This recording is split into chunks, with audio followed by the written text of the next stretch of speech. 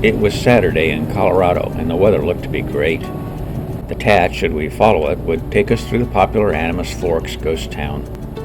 But after yesterday's experience with Ophir Pass, and considering that we had only a few more days before we'd have to put the rest of this adventure on hold, we decided to bypass this section of the TAT, opting for paved roads past Gunnison, where we'd pick up the route in a hopefully less busy area. Good morning, everyone, and welcome to Day 18 of the TransAmerica Trail. It's Saturday, a busy day in this part of Colorado for the off-road crowd. Ray and I have decided to bypass some of that. It's somewhat similar to the trails we've driven already, so we're going to get a little further along and pick up the TransAmerica Trail just past Gunnison. This will also work out with the scheduling that we have. This is Day 18, and here we are not even halfway through Colorado. So we've already come to the realization that we're not going to complete the entire TransAmerica Trail this time. Ray's doing a little exploring here at Crescente National Recreation Area. Beautiful lake we drive around between Montrose and Gunnison. And we are back on the TransAmerica Trail. Looks like fall is getting started down here. Boy, it does.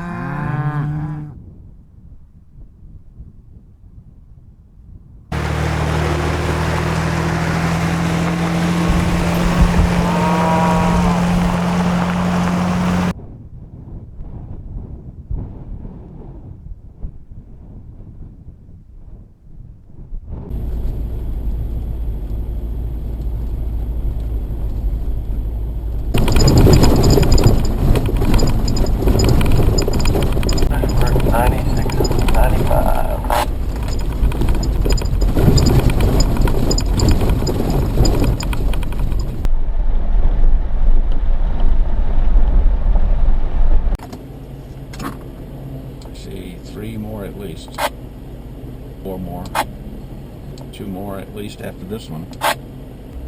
That should be the last one there.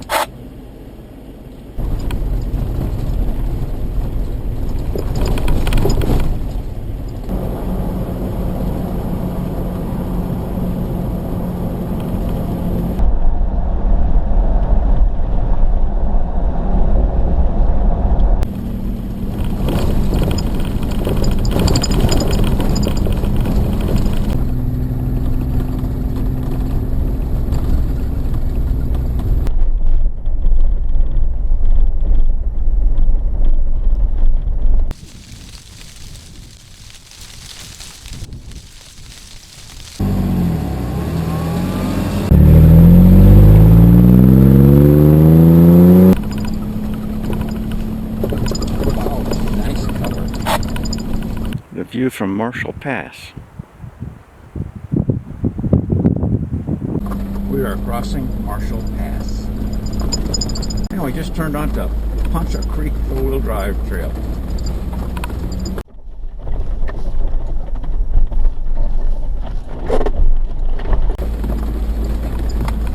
Big mountain up there.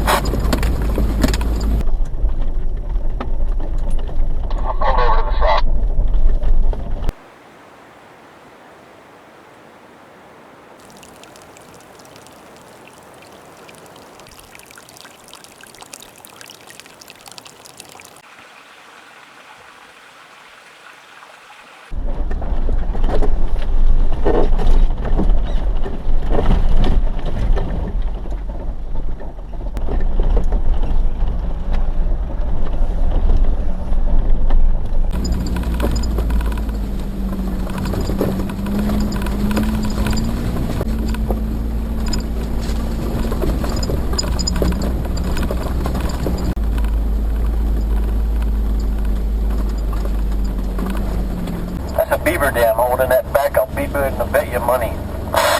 Yeah, that big beaver dam too, isn't it?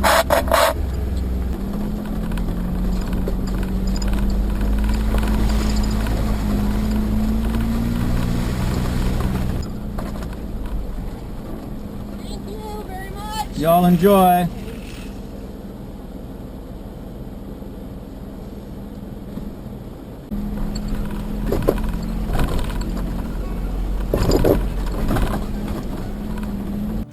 It had been another good day along the TransAmerica Trail. It was busy, but not quite as much so as the trails further to the west. After hitting pavement, Ray and I would follow the TAT to Salida, where we would spend the night.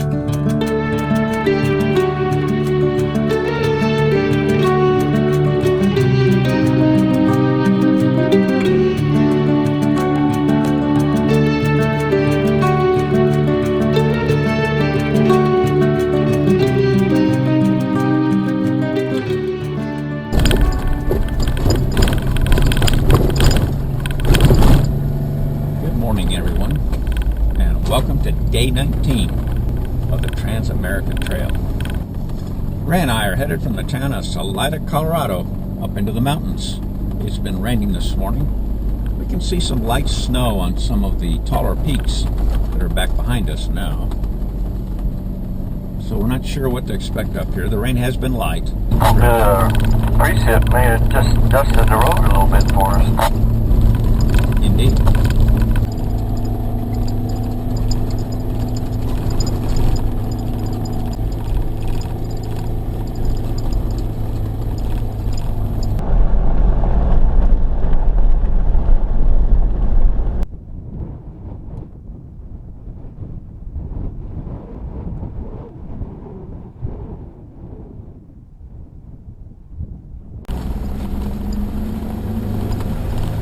Down.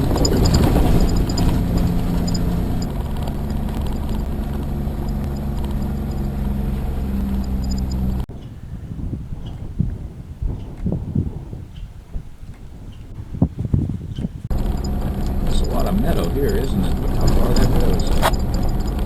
Yeah.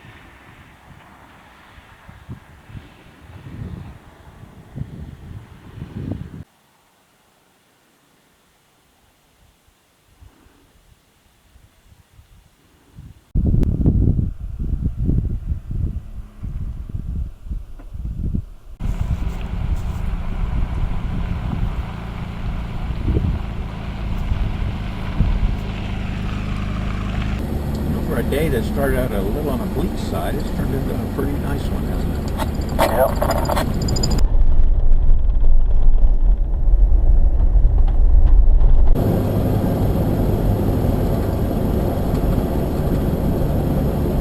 We've crashed through the small village of Cotopaxi and are headed back up into the more remote areas of the state.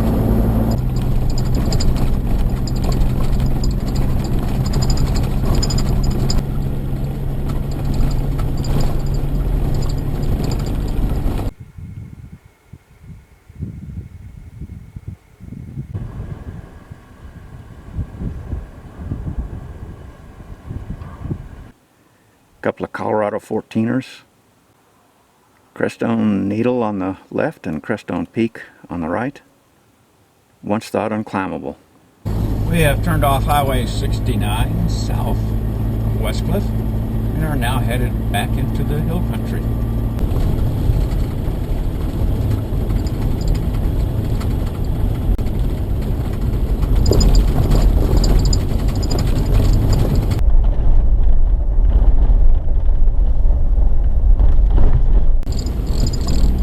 We are driving through Puma Canyon.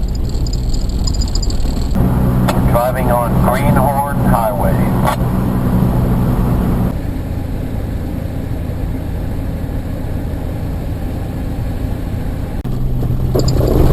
We're in the San Isabel National Forest.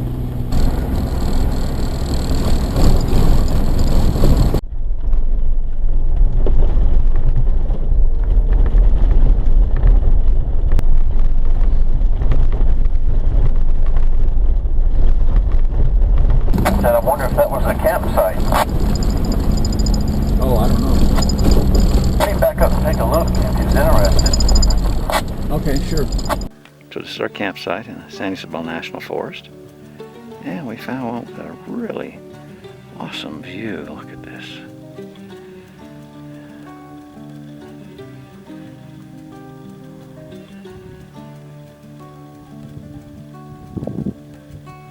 Hey, what we got going here? Grilled cheese. Grilled cheese sandwiches, all right. We got Sam also, Adams I 76 forgot beer to go. we also have some seafood salad. Seafood salad. Woo-wee. Good stuff. During our drive these past 19 days along the Tat, Ray and I had kept an eye out for a campsite with an amazing view. And here at last we'd found it. It was a wonderful end to another day of overland travel in one incredible country.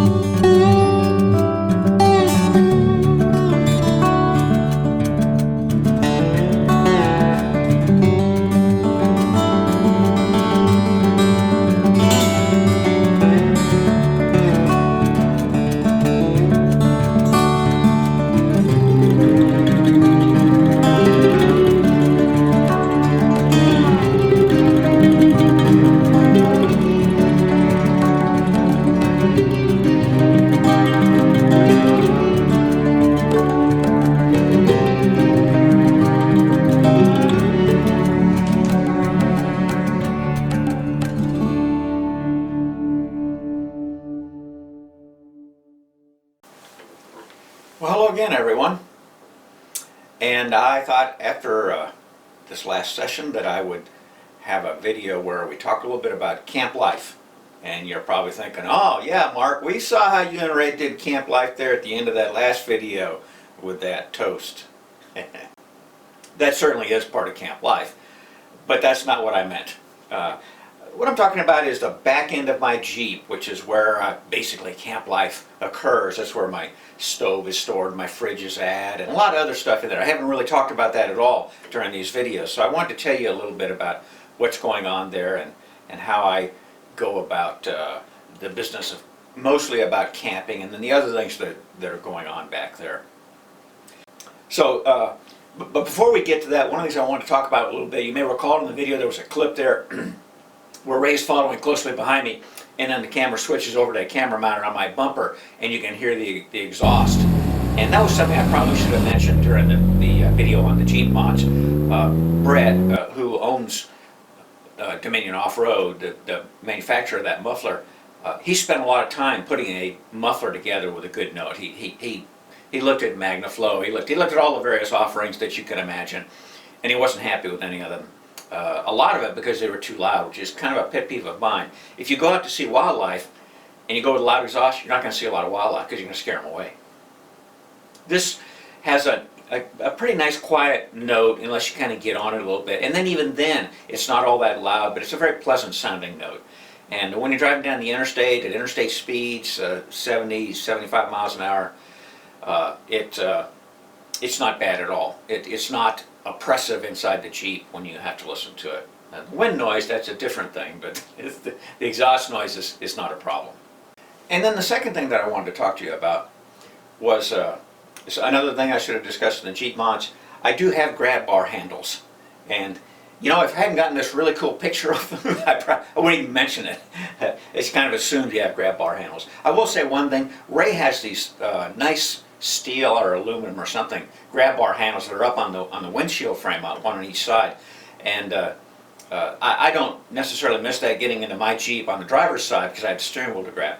But boy, when I sit in my Jeep on the passenger side, when I let somebody else drive the Jeep and I want to shoot video or something, I really kind of wish I had that grab handle. I keep telling Ray, I says, hey Ray, you know when my birthday is? When are you going to give me one of them for my birthday? but he hasn't done it yet. I guess I'm going to have to buy one myself.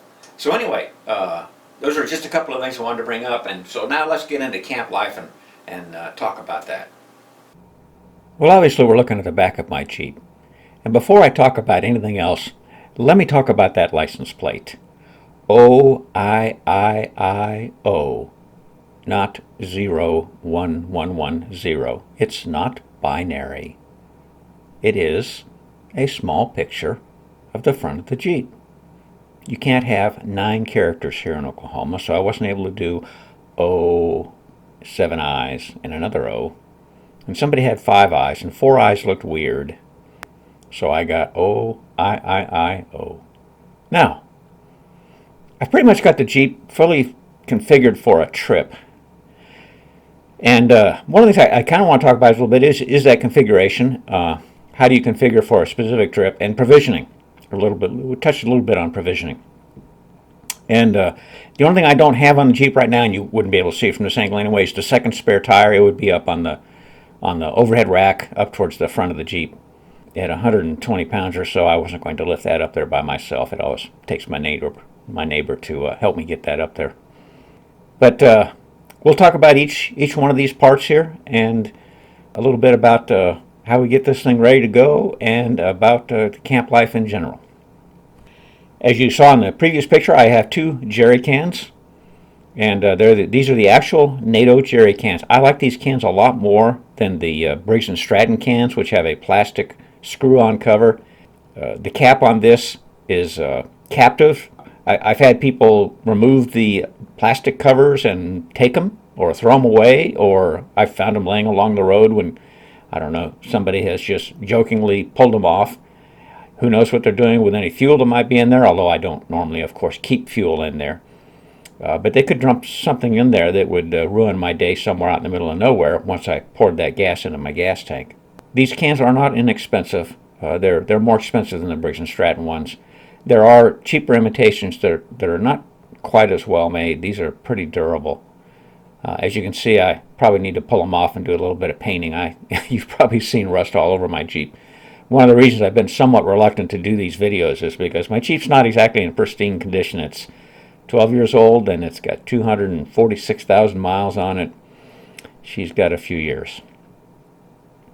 So that's 10 gallons worth of fuel between those 2 jerry cans right there.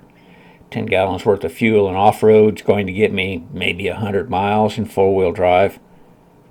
Maybe, I wouldn't count on much more than 100 miles.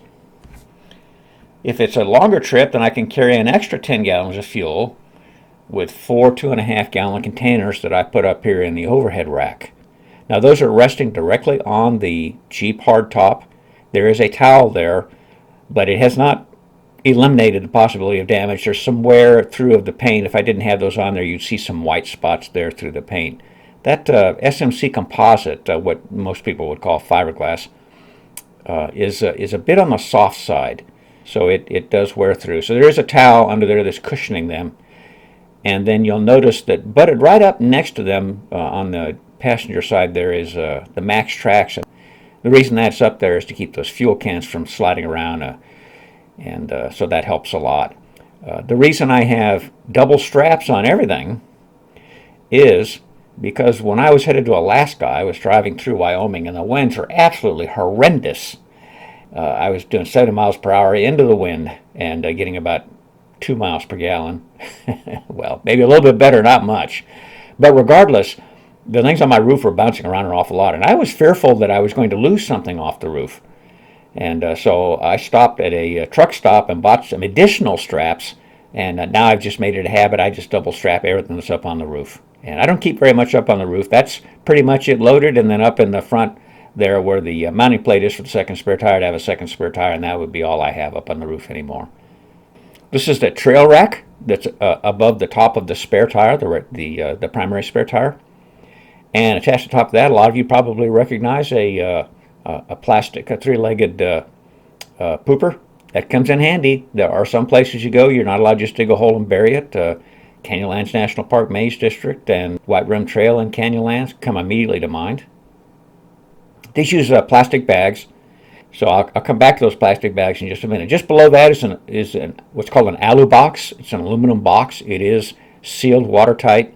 I carry a variety of things. I have 3 of these. I'll show you 2 more here as we go further along. Here's a 5-pound propane bottle. I prefer that to the small green 1-pound bottles that you often see. This I can go for a long time. I could probably go for 2 months using this, and it not just for cooking. I don't mean for showers. Now, if you're going to shower and you're able to hook your shower gear up to this, you're going to use a lot more. I like this a lot. It's right above where the hose comes up from the stove when I mount the stove on the table that we'll get to here in a little while. And it's in a rack that I got from Adventure Trailers. And I want to talk a little bit about that rack. So take note on this picture of the hose clamp there. And there's an explanation for that. We love aluminum, right? I love aluminum. But this rack has a problem. You can see that broken weld there, and it's been repaired once. The first time it broke, I saw that it was only welded in 2 places, one there and one 90 degrees away. Had 2 1-inch welds and had about 3 or 4 inches of gap on each side where the metal was broke and coming close together, but they had not welded there. So when I had this welded and repaired, I had him weld all of that up, and it still broke again. So that explains the hose clamp. It stopped the vibration of the propane bottle so that that would not come off. A friend of mine, he leads commercial trips with people who are beginning overlanders or wanting to go into new areas around New Mexico. He said he's seen one of these come apart and the bottle fall off on the trail. So yeah, you'd hate to get to camp and you're the one responsible for the propane. You get to camp and you realize you don't have propane anymore. I hope you like that steak cold. I do carry a high lift jack, and I believe I mentioned it the other day in the other video that there was provision for mounting the high lift jack on my hood. It's now been repurposed for the shovel and axe because the high lift jack is mounted back on my tire swing gate. About the only thing I'll say about the high lift is if there was one thing that I absolutely had to get rid of off my Jeep, somebody come along and says, you got to take one thing off this Jeep, it would probably be that. It's just not something I've seen a lot of use for. I have used it once or twice. I know one of these days I'm going to get out there and I'm going to be like, man, I'm glad I have a high lift for whatever reason. They do serve a purpose, and so I do carry one. But does everybody need to carry one? I guess that's the real question. So another piece of gear we may want to talk about is how can you be an overlander if you don't have a rooftop tent and a trasharoo? Well, I don't have a rooftop tent. I'm a tent camper, but not a rooftop tent camper. And as far as the trasharoo, I found it to be kind of a pain in the rear for several reasons. First off, this is a different one. Ray gave me this one because he got a camouflage one. If you watched enough of my videos, you know that Ray likes camouflage a lot. And so he found one that was in camouflage, and he bought that, and he gave me this one when mine started falling apart because the straps, I guess the ultraviolet light had gotten to them. I used to keep it in the Jeep, not on the Jeep, but inside the Jeep, inside the tinted windows.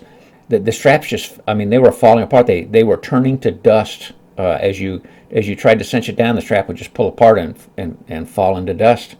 And I don't know if they've done something to repair it. I haven't had that problem with this one, but I don't leave this one in the Jeep anymore. I put it back in my garage when I'm not using it. The second thing I don't like about them is they get really dusty. So when you want to put something in them, you're going to get dusty.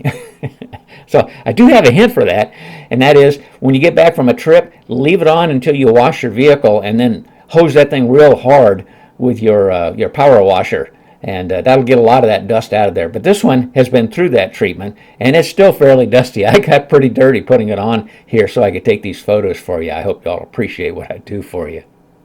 The last thing I don't like about them is when they start getting heavy, they tend to sag. And I've come up with a solution that works for me on that. And that solution is a couple of zip ties for the straps on that high lift jack. That is useful. And this has stopped the sag of the Trasharoo. But on the Trasharoo itself, if I'm carrying a heavy contractor bag, and that's what I line it with when I'm going to use it, unless I have to carry something like poop bags or something like that, I'm probably not going to take the Trasharoo. I'll just take the trash and throw it in the Jeep. And what I do to handle trash is I take small plastic bags, the grocery bags or bags like Walmart would give you, and I save them, and then I hang one of them on the usually on the high lift, the outer edge of the high lift, and I use that as a trash bag for that day. And as I'm driving along, I just stuff it in the back end somewhere out of the way. And then after using it for a couple of days, I'll throw that in one of those black contractor bags and keep that black contractor bag inside the Jeep. Now, of course, if I'm having to deal with bathroom waste, toilet waste, I'm not going to do that. I'm going to put it out there in the Trasharoo where the smell won't be quite as bothersome. Next thing I have is this Outback Adventures Trail Gator, they call this. This mounts to the Jeep without any drilling whatsoever. They have some proprietary clips, and I did lose one of them clips. I contacted them, and they very politely just mailed me a couple of extra ones, and so I was able to put it back on there. But it folds down, and then there's a slide-out cutting board, which also makes for an appropriate work surface. There's a couple of options with this. They have modified this. This is one of the original ones. It has 2 pins that go in it that you remove. And so you have to put them somewhere. The new ones, I think everything is all captive hardware, but they don't have the shocks like I have. I think they've got some type of a lanyard on each side. And you can get bamboo or plastic for the cutting board part. So Ray has the bamboo one. It looks pretty nice. It's a pretty nice little slab of bamboo. You've probably seen us using these in some of our videos here. This makes a nice place to put the cook stove. My cook stove is a Cook Partner stove, and it's advertised as the last stove you'll ever buy. It is very solidly made and puts out a lot of heat, and it has a hose that connects right up to that 5-pound propane bottle. I like this stove a lot. It's made from aluminum and steel, and it's a heavy gauge. And basically just everything that you would think of on maybe a Coleman stove is done much heavier on this. So there are good cheap alternatives. They're just not as well made as this. One safety note I'd like to add about using the stove here. See them jerry cans up there? Always check them for leakage before lighting off your stove. So here's looking into the back of the Jeep, and if you look at the top left there, you'll see the cook stove is stored there on top of an alu box. If you move over to the right, you'll see another alu box there, and on top of that is a ladder. And if you move over to the right, you're going to see a blue water jug. There's actually 3 of them there. Those are 2.5-gallon aquatainers. You come down below, back to the left again, there's a refrigerator from ARB. And over to the right, there's a black storage drawer. On top of that is a black bag and a green bag. That rack that you see is a Adventure Trailers JK interior rack. It is solid built. I like it a lot, but it is heavy. I do know that TerraFlex offers a rack. It's made a little bit differently, and but there are some nice things I like about this rack that makes it a little bit more durable. But if you want a lighter rack and a little bit less expensive, look at TerraFlex. I know that they offer a product there. I tell people this rack is the #1 improvement I ever did to my Jeep. Until that time, basically I was throwing stuff up on top of the Jeep and I was putting a big pile of stuff in the back of the Jeep.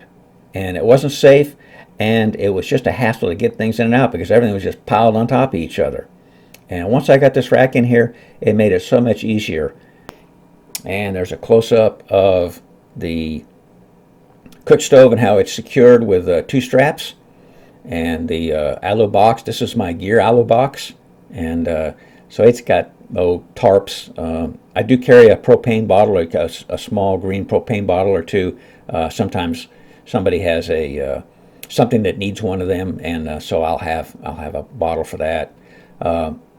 A bath towel. I carry a couple of bath towels in there. Just miscellaneous gear. I don't have someplace else to put it. The next one over is my cook gear, and I have my ladder up on top of that. Cook gear, I'm not going to open this up and show you all my cook gear, but I carry pots and pans and pretty much the kind of utilities that you would want to have if you were cooking a meal out there. Most of the time I keep it fairly simple. I do have 3 pots. There are 3 different types of pots, but they rest inside of each other. So the biggest pot is the one that I use for the wash basin, and if I need a big pot, then I use it. And then the smallest pot is the one I usually normally to cook, and it's not that small. It's actually pretty large. I have a pan in there. If you've been watching my videos, you've seen us cooking different things. You may notice the colored zip ties. Those help me know which one of the rubber straps go on which boxes or which location. I actually have 5 different configurations, 3 different lengths, and then 2 different shapes of the hooks, because I've got some hooks where I've twisted it sideways to better fit into the place. So the different colored zip ties, or the lack of a zip tie at all, helps me sort out which ones go where and makes it a little bit quicker to get the Jeep packed. And there are the pictures of the aquatainers. Again, there are 2.5 gallon aquatainers. I used to carry the 7 gallon aquatainer. They're really nice. These use the same size nozzle up on the top, but what they don't have is the screw-on air vent cap to let the water drain freely. And they have instead just something that just pushes in, and it's got a little tab that holds it in place so you don't lose it, and that tab can break easily and then you lose it. So you may want to have a couple of things like maybe a golf tee or something like that to poke in that hole and close it up, or you just take a piece of tape and put it over it in the event that you should lose that. You notice that black little angular thing there? I made that along with James' help. James did the welding and I did the sheet metal fabrication. And that's just to keep that rubber strap from cutting into the water jug. The previous water jug I had in that corner, the rubber strap cut into it and I had water leaking all over the back end of the Jeep. Obviously not a good thing. Next we have the ARB refrigerator. I like this refrigerator a lot. There are more expensive refrigerators that even have a little bit of a freezer compartment. This one can be set as a freezer, but if you set it as a freezer, there's no refrigerator compartment. If you set it as a refrigerator, there's no freezer compartment. So take your pick. If you've got 2 of you going and you've got plenty of frozen food, you may want to set one to freeze and one to not freeze. Ray has successfully set his to freeze, and then he took some styrofoam and cardboard and fabricated a little shelf, and he took the steak and lobster, which we weren't having until about day 8 of the trip. He put that all the way on the bottom of the refrigerator, and he set the refrigerator to a freezing temperature. It'll go all the way down to 0 degrees. I don't know what he set it at, but he set it to a freezing temperature, and then above that he kept the foods we did not want frozen, and that seemed to actually work quite well. So you may want to experiment with that. Just be careful. You don't want to freeze your beer. It is mounted to a Timbo Tusk slide. That I really like. It pulls out and makes the refrigerator pretty easy to get into. Probably my biggest complaint about the refrigerator is you got to hold the lid up. It does have a light inside it, which is very nice, but there's no way to hold the lid up. The newer ARB fridges have a strut of some sort, and it holds it open. And but I'm sitting there having one hand on that lid, which is being held up near the the raised glass for the rear window of the Jeep, and the other hand I'm fishing around inside of the refrigerator trying to find stuff. You'll also notice down there on the front of the slide, I've got a sponge and a scraper. I just keep that there. It seems to always be wet when I'm on a trip, so I just kind of leave it there to dry out. And then right next to it is a bottle of Camp Suds, and I keep that there. It makes it real handy because right there on that corner of the Jeep, I'll have the ladder set up with one of the aquatainers, the water jugs on it. And so if I need to wash my hands, I can just grab that right there and wash my hands. One last comment about the fridge. The power cord for it comes out the back of the fridge, of course. If you're not careful, it can get tangled up in that slide. So I took a zip tie, made a little loose loop around the rack that's up at the top there, and then ran the cord through that so it never drops down as low as that slide. The bag on the left, it's an extremely heavy-duty bag with heavy-duty zippers, heavy-duty canvas. It can be worn like a backpack, has straps on it. It's actually a crag bag for rock climbers to carry their climbing rope and all their gear for climbing, their harness. And so it is fairly heavy because that gear is fairly heavy. And inside of that, I'm able to fit my tent, my 16-degree sleeping bag, and my sleeping pad. And I also have a little bit of rain gear, an extra set of rain gear in there. Right next to it, that green bag, is a wood roll-up table. I bought it at Sam's Club almost 20 years ago. And I've only run into one other person who had one of these, and he was like me, jealously guarding it. Because it is a very nicely made table. It is made out of wood. It's roll-up, but the legs are just... I can have this table set up in 15 seconds. And I watch people struggle with tables, trying to get the legs spread out and everything else. And I'm like, no, this is so much easier. And so I don't know why you can't find these tables anymore. There's one that's made of aluminum that's sort of like it, but the legs are still a bit difficult to get out. These, the legs are kind of like opening an umbrella, and then you take and you unroll the top and snap it into place, and that's it. You're done. It's brilliant. I like it. And down beneath here is the mystery box. Inside the mystery box, I have my recovery gear and my tools. And I'm going to make a separate video about that, so we're not going to go into that during these videos. Just trust that there is quite a bit of tools and recovery gear inside there, and I'll talk more about that in the next video. One thing I want to point out, if you look at the lower right of that photo, I'll show you a close-up here. I put the D-ring there, and then you can also see a couple of pins there. You actually see, yeah, you can see two pins there, just barely see one of them with the rings on them. Those are the ones for the fold-down table, and so that's just where I toss them. And then the D-ring, I added that, and if you look right above that, you'll see a kind of a plate.